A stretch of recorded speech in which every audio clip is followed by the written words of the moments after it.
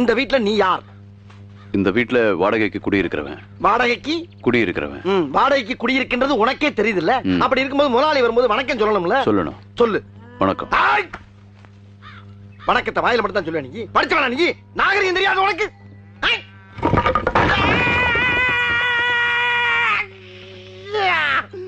வணக்கம். இது ஒரு நகைச்சுவை காட்சியாகவே இருந்தாலும் ஒருத்தர் டாமினேட் பண்ணுற மாதிரி இந்த காட்சி அமைக்கப்பட்டிருக்கும். அப்படி தான் உண்மையிலேயே இருக்குதா அப்படின்னு சொல்லி கேட்டிங்கன்னா சில இடங்கள் அப்படி இருக்கும். ஆனால் இப்போது சட்ட திருத்தம் கொண்டு வரப்பட்டிருக்குது. இந்த சட்ட திருத்தம் என்ன சொல்லுது, இது யாருக்கு சாதகம், இது யாருக்கு பாதகம் அப்படின்ற குழப்பம் எல்லாருக்குமே இருக்கும். உண்மையிலேயே கொண்டு வரப்பட்ட சட்டம் எல்லாருக்கும் புரிஞ்சுதா அப்படின்றதும் ஒரு மிகப்பெரிய சிக்கல் தான். அந்த கேள்விக்கான பதில் தான் இந்த காணொலி. அதாவது இந்த வாடகைக்கு விடுறது தொடர்பாக சில திருத்தங்கள் கொண்டு வரப்பட்டிருக்கிறது சட்ட திருத்தமாக. இதில் வந்து என்ன சொல்லப்பட்டிருக்கு அப்படின்னு சொன்னால், நீங்க வாடகைக்கு இருக்கிறவ உடனடியா, அதாவது ஒரே நைட்ல அவரை அந்த வீட்டை விட்டு வெளியே போங்க அப்படின்னு சொல்லி விரட்டவே முடியாது. சாதாரணமாகவே நாங்கள் அப்படிலாம் செய்யறதில்லை. இதெல்லாம் லீகல் டாக்குமெண்ட், அதுக்கப்புறம் லாயர்கிட்ட போய் சைன் வச்சு, அதுக்கு பிறகு அவங்களுக்கு 2 மாசம் நோட்டீஸ் கொடுத்து, அதுக்கு பிறகு தான் அவங்களை வீட்டை விட்டு வெளியே போக சொல்லுவோம்.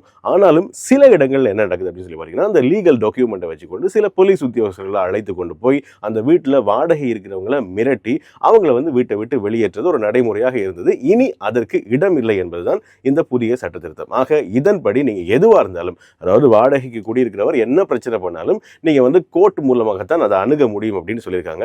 அது மாத்திரம் இல்லாம வாடகைக்கு குடியிருக்கிறவர் வாடகை தராம விட்டா அது வீட்டுக்காரருக்கு ரொம்ப பெரிய சிக்கலாகும்.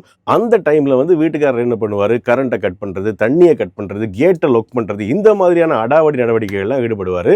இது சட்டத்துக்கு புறமானது. எதுவா இருந்தாலும் நீங்க கோர்ட் வாசலை மிதித்தே ஆக வேண்டும் அப்படின்றத இந்த புதிய சட்ட திருத்தத்தினுடைய முக்கியமான விஷயம். அது மாத்திரம் இல்லாம இதுல வீட்டுக்காரருக்கு, அதாவது வீட்டை வாடகைக்கு கொடுத்தவருக்கு இருக்கக்கூடிய சிக்கல் என்ன அப்படின்னு சொன்னா, முக்கியமான சிக்கல் எதுவா இருந்தாலும், அதாவது வீட்டை வாடகைக்கு நாங்கள் விட்டுருக்கோம்ல, அவர் நமக்கு என்ன குழப்படி விட்டாலும் நாங்கள் உடனடியாக எந்தவித ஆக்ஷனும் எடுக்க முடியாது, எந்தவித ரியாக்ஷனும் பண்ண முடியாது.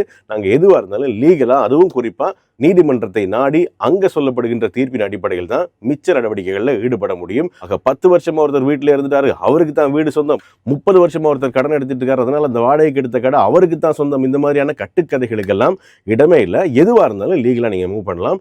ஆக 30 வருஷமா இருக்கிற ஒரு நபரை ஒரே நைட்டில் எழும்ப சொல்றதும் நியாயம் இல்லை. 30 வருஷமா வாடகை கொடுக்காம அதே இடத்துல இருக்கிறதும் நியாயம் இல்லை. ஆக யாருக்கும் பாதகம் இல்லாமல் நடைமுறைப்படுத்த வேணும் அப்படின்றதுக்காக தான் இந்த புதிய சட்ட திருத்தம் கொண்டு வரப்பட்டிருக்கு.